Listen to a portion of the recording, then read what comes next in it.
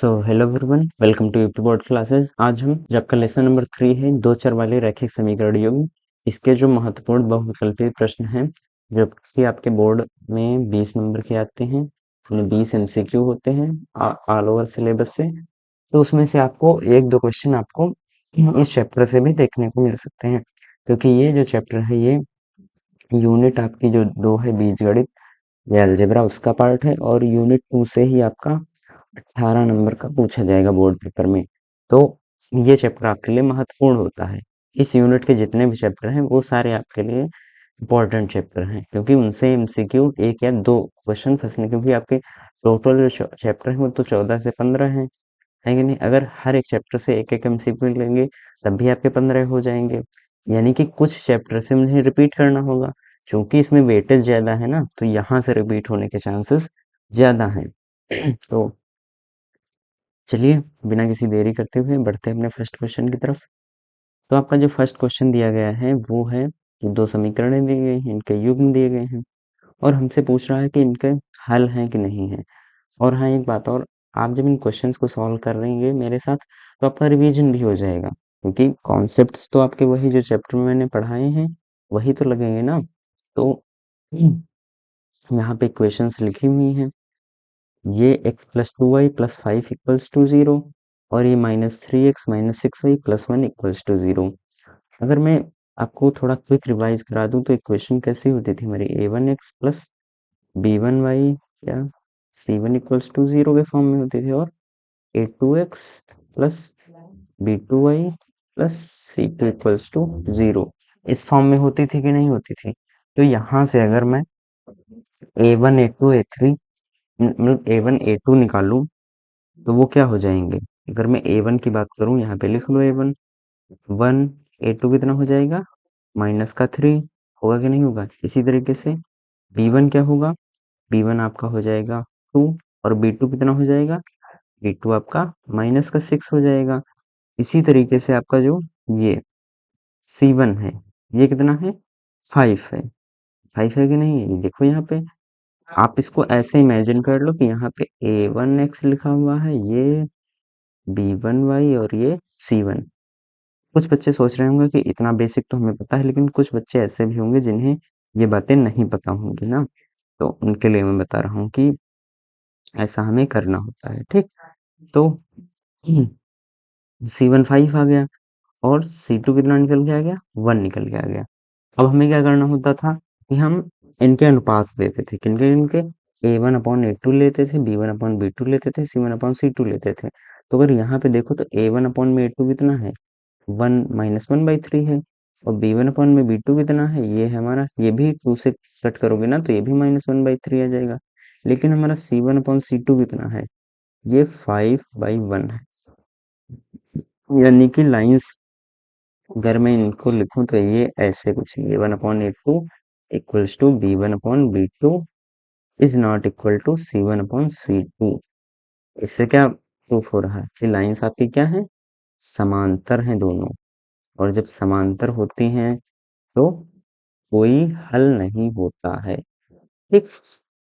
अब हल कब होता है देख लो, क्विक रिवाइज कर लो। अगर यही a1 upon a2 is not equal to b1 upon b2, तब इसका एक अद्वितीय हल हो जाता, मतलब यूनिक सोल्यूशन हो जाता, ठीक।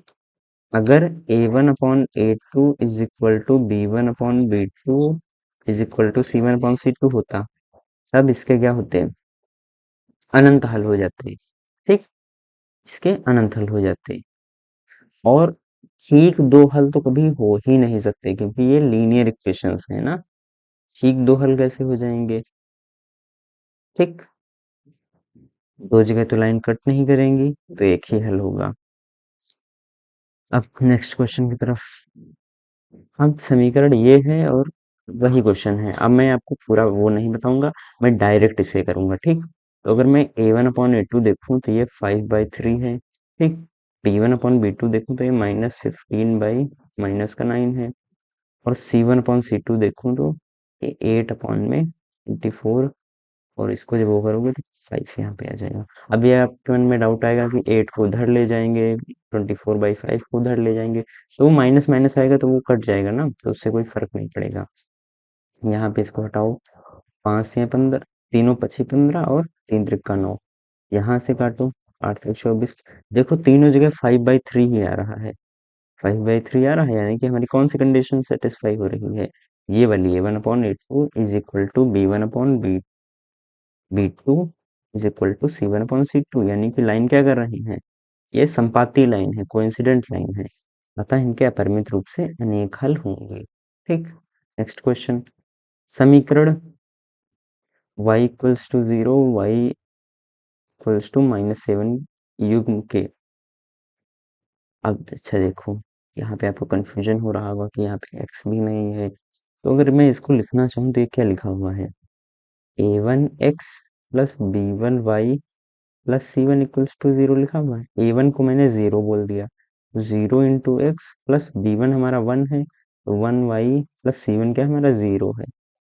ठीक, ये इक्वेशन लिखी है आपकी पहली वाली। दूसरी वाली क्या लिखी है, 0 into x plus 1 into y और प्लस आपका 7 इक्वल्स टू 0। भाई 7 को इधर लेकर जाओगे तो ऐसे ही तो आ जाएगा। अब यहाँ पे देखो, y बराबर बोल रहा है 0 है और y बराबर -7 है, 0/0। ठीक, ये चलो आगे का कॉन्सेप्ट है, यहाँ पे पहले देख लो, 1/1 1 आएगा कि नहीं आएगा, और ये होगा हमारा 0/7, C1/C2 देखोगे तो 0/7।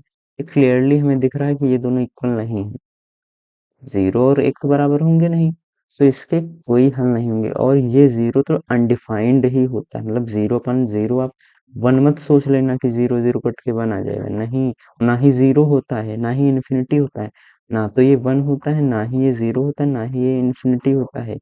ये थोड़ा हायर मैथमेटिक्स का कॉन्सेप्ट है। अगर मैं आपको क्विकली बताऊं तो ये क्या लिखा हुआ है, ये ऊपर वाला 0 पूरी भिन्न को 0 करना चाहेगा कि नहीं करना चाहेगा, लेकिन ये नीचे वाला 0 तो इसको इन्फिनिटी की तरफ ले जाना चाहेगा। तो देखो कॉन्ट्राडिक्शन हो गया कि नहीं हो गया, तो ना तो इसकी वैल्यू 0 होगी, ना ही इसकी वैल्यू इन्फिनिटी होगी, ना ही इसकी वैल्यू 1 होगी। ये इस तरीके के टर्म्स को हम बोलते हैं अनडिटर्मिनेट फॉर्म या अनडिफाइंड फॉर्म, अनडिफाइंड फॉर्म। ठीक, नेक्स्ट क्वेश्चन तरफ बढ़ते हैं। अब यहाँ अद्वितीय हल x=2 और y=-3 वाले समीकरण युग्म है। आपको सभी जो जितने भी समीकरण युग्म दिख रहे हैं ना, उसमें आपको x=2 और y=-3 रख के देख लेना है, जो भी सेटिस्फाई हो जाए वो आपके अद्वितीय, मतलब वही समीकरण आपके हो जाएंगे। तो मैंने अगर फर्स्ट क्वेश्चन में रखूं तो यहाँ पे 2 रखूंगा, यहाँ पे -3 रखूंगा, तो ये कितना आ रहा है, -1 आ रहा है कि नहीं, सही है, फर्स्ट इक्वेशन तो सेटिस्फाई कर रहा। सेकंड इक्वेशन में रखो तो यहाँ पे 4 आ रहा है, यहाँ पे माइनस +9 आ जाएगा, क्योंकि माइनस लगा हुआ है ना, तो ये सेटिस्फाई नहीं कर रहा है, यानी कि इसका तो हल है नहीं। इसमें देखो तो ये 4 होगा और ये -15 होगा, यानी 11 तो आ रहा है, सही है। यहाँ पे रखोगे तो 8 होगा और यहाँ पे -30, ये आपका राइट आंसर, क्योंकि 30 में से जब 8 घटाओगे तो माइनस का 22 आ जाएगा, ये आपका सही आंसर हो जाएगा। ठीक, नेक्स्ट क्वेश्चन, यदि x बराबर अल्फा और y बराबर बीटा, ये बीटा काट यहाँ पे, या तो ए कर लेते वहां पे, या तो ए ही कर लेते तो बी सही होता, अल्फा की है तो बीटा कर लो। समीकरण इसके हल हैं, तो ये क्या है, ये क्वेश्चन, अच्छा, ये क्वेश्चन मिसटाइप बहुत हो रहे हैं। तो अल्फा वा, ये 6 नहीं होगा, बीटा होगा या बी होगा। ठीक, गलत टाइप कर देते हैं। तो x बराबर अल्फा और बीटा के मतलब यही वैल्यूज हमें दिखानी है, कुछ नहीं, आपको सॉल्व कर लेना है क्वेश्चन, मैंने सॉल्व करना आपको बताया भी था कि यहाँ पे मैं कौन सी विधि लगा लेता हूँ, विलोपन लगा लेता हूँ, इन दोनों को ऐड कर लो तो 2x और ये 6 हो जाएगा, x की वैल्यू क्या आ गई, 3 आ गई, इसमें रख दो तो 3 - y बराबर 2, इस 2 को इधर भेजो, इस y को इधर भेजो, तो y बराबर 3 - 2 यानी कि 1, x 3 है और y 1 है, यानी कि ये आपका सी नंबर ऑप्शन सही हो जाएगा। ठीक, नेक्स्ट क्वेश्चन, इस समीकरण और इस समीकरण का हल क्या होगा? देखो, चलो इसको प्रतिस्थापन विधि से कर लेते हैं क्योंकि आपका रिवाइज भी हो जाए। x माइनस वाई बराबर 2 और x प्लस वाई बराबर 2 दिया हुआ है ना। यहाँ पे क्या करो, x बराबर 2 प्लस वाई लिख लो और इसको यहाँ पे आके पुट कर दो। तो यहाँ पे जब रखोगे तो 2 प्लस 2y हो जाएगा कि नहीं हो जाएगा, ये 2 के बराबर।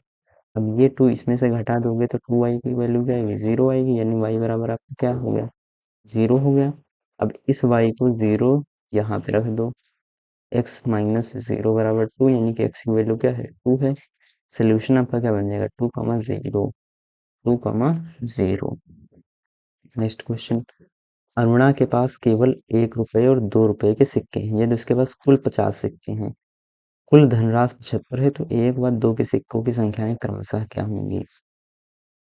देखो, मान लो इसके कितने सिक्के हैं, x हैं, और इसके कितने सिक्के हैं, y हैं। तो कुल सिक्के कितने हो जाएंगे, x प्लस वाई बराबर 50। ये सिक्कों की मैं बात कर रहा हूँ। अब मैं क्या करूंगा, रुपयों की बात करूंगा। तो इसके पास 1 रुपए के x सिक्के हैं तो इसके पास रुपए कितने हो जाएंगे। अगर मैं रुपयों की बात करूं तो x इंटू 1 रुपीज, यानी कि x रुपए हो जाएंगे कि नहीं हो जाएंगे। तो इसके पास y इंटू 2 रुपीज, यानी कि इसके पास 2y रुपए हो जाएंगे। अब हैं कितने इनके पास, x प्लस 2y रुपए, जोड़ो के रुपए होना है ना, ये आपके 75 रुपयों के बराबर है। तो कैसे रुपया आप हटा दीजिए, तो आपको इक्वेशन मिल गई फर्स्ट और ये सेकंड। यहाँ पे आपको x दिख रहा होगा, दोनों में कॉमन है, तो मैं ये विलोपन विधि लगा देता हूँ। सेकंड में से फर्स्ट को माइनस कर दूंगा, तो x में से x जाएगा 0 आ जाएगा, 2y में से y जाएगा तो y आएगा, और इधर 75 में से 50 चला जाएगा तो 15 आ जाएगा। तो y की वैल्यू तो मुझे पता चल गई 15 है। यहाँ ऑप्शन में देख लो, सही, क्योंकि y की वैल्यू यहीं पे 15 आ रही है और तो सब कहीं अलग अलग आ रही है, तो यही हमारा राइट आंसर हो जाएगा। आपको x के लिए सॉल्व भी नहीं करना होता। हाँ, अगर यही क्वेश्चन आपको थ्योरेटिकल आता तब आपको x भी निकालना होता, तो हम क्या कैसे निकालते हैं, x की वैल्यू यहाँ पे रख दो, y की value y plus 15 equals to 50, x की वैल्यू कितनी आ जाएगी, 35 आ जाएगी कि नहीं। ठीक, नेक्स्ट क्वेश्चन, पिता की आयु पुत्र की आयु की 6 गुनी है। यहाँ पे ये लिख लीजिए वर्तमान आयु। ठीक, वर्तमान आयु पुत्र की आयु की 6 गुनी है, तो यहाँ मैं लिख लेता हूँ फादर है, ये है सन है। तो अगर इनकी इनकी x मान लो, इनकी y, ये क्या है, हमारी वर्तमान आयु। ठीक, 4 वर्ष बाद इनकी आयु क्या होगी, +4 ईयर पे x +4 हो जाएगी, और इनकी कितनी हो जाएगी, y +4 हो जाएगी। अब आपको कुछ कंडीशन क्या दी गई है, यहाँ पे दी गई है, कुछ यहाँ पे दी गई है। जैसे वर्तमान आयु क्या है, पुत्र की आयु की 6 गुनी है, यानी यहाँ पे आपको कंडीशन दी गई है x बराबर जो है आपका 6 इंटू वाई है। पुत्र की आयु की 6 गुनी है पिता की आयु, तो ये आपको फर्स्ट इक्वेशन दे दी गई है हमसे। ठीक, सेकंड इक्वेशन क्या दी गई है, 4 वर्ष बाद पिता की आयु अपने पुत्र की आयु की 4 गुनी हो जाएगी। यानी यहाँ से आपको पता चल रहा है कि x +4 तो 4 वर्ष बाद पिता की आयु होगी, ये किसके 4 गुनी है, अपने पुत्र की आयु की, सबके पुत्र की आयु की 4 वर्ष बाद जब उसकी आयु होगी। यहाँ से आपको सेकंड इक्वेशन मिल जाएगी। मैं क्या करता हूँ, x बराबर 6y इसमें यहीं पे रख देता हूँ, तो ये लिखा हुआ है 6y + 4 इक्वल्स टू 4y + 16। इसको इधर ले आओ तो 6y - 4y, और 4 को उधर ले जाओ तो 16 - 4। यहाँ से आएगा 2y बराबर 12, तो y की वैल्यू क्या आ गई, 6 आ गई। जब y की वैल्यू 6 आ गई तो पिता की आयु कितनी हो जाएगी, 36 हो जाएगी, और पुत्र की आयु 6 हो जाएगी। अब देखो यहाँ पे पहले पुत्र कर दिया है तो पुत्र की आयु 6 आई है, अब पिता की आयु 36 आई, यानी कि आपका सी नंबर ऑप्शन सही है। ठीक, नेक्स्ट क्वेश्चन, दो अंकों की एक संख्या के अंकों का योग 9 है, और इसमें 27 जोड़े तो इस संख्या के अंक पलट जाते हैं, वह संख्या है। यानी कि मान लो 2 अंक की एक संख्या है एक्स वाई। अब ये मत समझना कि एक्स और वाई क्या है, एक दूसरे से मल्टीप्लाई है, ये यहाँ पे नहीं लिखा हुआ है। जैसे हम 19 लिखते हैं, यहाँ पे 27 लिखा है, तो इसका ये तो मतलब है नहीं कि 2 गुणे 7 है या 1 गुणे 9 है। इसका यही तो मतलब है कि ये दोनों अंक है उस संख्या के। अगर मैं इसको लिखना भी चाहूँ अगर उसमें, तो इसको मैं लिख सकता हूँ 10x प्लस वाई। जैसे इसको मैं लिख सकता हूँ 20 प्लस 7। दहाई के अंक को मैंने 10 से गुणा कर दिया, क्योंकि इसका स्थानीय मान 10 होता है ना, मतलब इस प्लेस का मान 10 होता है ना, और इकाई का अंक तो 7 ही हो गया। ठीक, तो इसको मैं क्या लिख सकता हूँ, ये हमारी है एक्चुअल संख्या। ठीक, 10x प्लस वाई। यदि इसमें 27 जोड़ दें, टेक्स 10x प्लस वाई में अगर मैं 27 ऐड कर दूं, तो बोल रहा है इस संख्या के अंक पलट जाते हैं, यानी संख्या क्या बन जाती है, एक्स वाई थी तो वाई एक्स बन जाती है। यानी इसको मैं क्या लिख सकता हूँ, 10y प्लस एक्स। लिख सकता हूँ कि नहीं लिख सकता हूँ? तो ये बताया गया है कि ये 10y प्लस एक्स बन जाती है। और मुझे क्या बताया गया है कि इसके अंकों का योग 9 है, यानी x प्लस वाई मुझे बताया गया है कि 9 है। जैसे यहाँ पे 27 है, तो इसके अंकों का योग कितना है, 9 है कि नहीं है। इसी तरीके से बोला गया कि कोई संख्या है उसके अंकों का योग 9 है। तो यहाँ से मुझे फर्स्ट इक्वेशन मिल गई, यहाँ से मैं सेकंड इक्वेशन निकाल लेता हूँ। तो ऐसा करो कि इस 10y और इस x को इधर ही ले आओ, तो यहाँ 9x बनेगा और ये माइनस 9y प्लस 27 बराबर 0। 9 से कट कर दो तो x माइनस वाई प्लस 3 बराबर 0। ठीक, अब मैं क्या करता हूँ, इस 3 को उधर भेज देता हूँ, x माइनस वाई बराबर माइनस 3। ये आपकी थर्ड इक्वेशन बन जाएगी। एडिंग फर्स्ट एंड थर्ड, तो आपको 2x बराबर मिल जाएगा 6। भाई x में x ऐड हो जाएगा, और y से y add minus y add करोगे तो घट जाएगा, उसमें तो कुछ बचेगा नहीं। 9 में जब माइनस 3 ऐड करोगे तो 6 आ जाएगा, यानी कि x की वैल्यू कितनी आ गई, x की वैल्यू आ गई आपकी 3। ठीक, x की वैल्यू हो गई 3, तो y की वैल्यू कितनी आ जाएगी, यहाँ पे रख दो, y की वैल्यू आ जाएगी हमारी 9 माइनस 3 6। संख्या का बन जाएगी 36। देखो इन दोनों डिजिट का योग कितना है, 9 है, इसमें 27 जोड़ दो, 7 6 13, ऐसे लगा एक, 3 1 4 2 6, देखो पलट गई कि नहीं पलट गई, 36 7 63 हो गया। तो यही आपका क्वेश्चन है। ठीक, आप इसको ऑप्शन से भी कर सकते थे, ऑप्शन में इतनी देर आपको नहीं लगती। कैसे कर सकते थे, देखो इसको तो पहले हटा देते, क्योंकि इसमें अंकों का योग 9 नहीं था। 72 को 9 तो ये तो सेटिस्फाई कर रहा था, लेकिन इसमें अगर 27 जोड़ते तब ये 9 और 7 97 बन जाता, ये भी नहीं था। इसमें 27 जोड़ लो, ये तो होगा ही नहीं, क्योंकि 7 3 10 हो रहा है, मतलब 0 आ जाएगा ये भी। तो यही बचता है, अगर मुझे ये एमसीक्यू में मिलेगा तब तो मैं ऑप्शन से क्वेश्चन कर लूंगा, और अगर मुझे थ्योरी में मिल गया तब मैं ऐसे करूंगा जैसे मैंने बताया है।